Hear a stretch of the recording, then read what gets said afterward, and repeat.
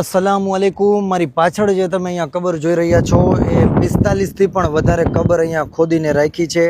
તમને બધાય આ વિશે જાણો છો, બધાયને ખબર છે કે 16 નવેમ્બરે રાત્રે 10 કલાકે મક્કાથી મદીના શરીફ જે હાજીઓ જઈ રહ્યા હતા તે બસની અંદર આગ લાગે છે અને તમામે તમામ હાજીઓ માત્ર એક વ્યક્તિની અંદર બચે છે અને બાકીના તમામે તમામ હાજીઓ એની અંદર શહીદ થાય છે। તો એ શહીદ થયેલા તમામ હાજીઓને જન્નતુલ બકી કબ્રસ્તાનની અંદર આ જગ્યામાં દફન કરવામાં આવવાના છે। અને અહીંયા જો દફન કરવાની રીત તમે જો તો કબર ખોદ્યા બાદ કબરને અહીંયા સાઈડમાંથી જગ્યા રાખવામાં આવે છે, જે આ જગ્યા રહી એની અંદર મયતને રાખીને અને એની ઉપર આ ઈંટ રાખીને પછી એની ઉપર માટી નાખીને કબરને બંધ કરી નાખવામાં આવે છે। અત્યારે આજે જુમ્મા છે અને 21 નવેમ્બર છે, તો એ બસ હાદસામાં 16 નવેમ્બરે જે હાજીઓ શહીદ થયા હતા એ બધાયના DNA ટેસ્ટ બધાયની ઓળખાણ કરીને અને આજે 5 થી 6 દિવસ પછી એ બધાય લોકોને અહીંયા જન્નતુલ બકીની અંદર દફન કરવાના છે।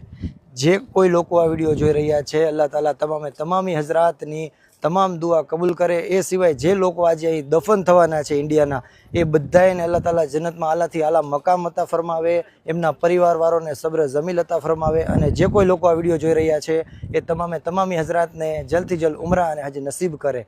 આમીન।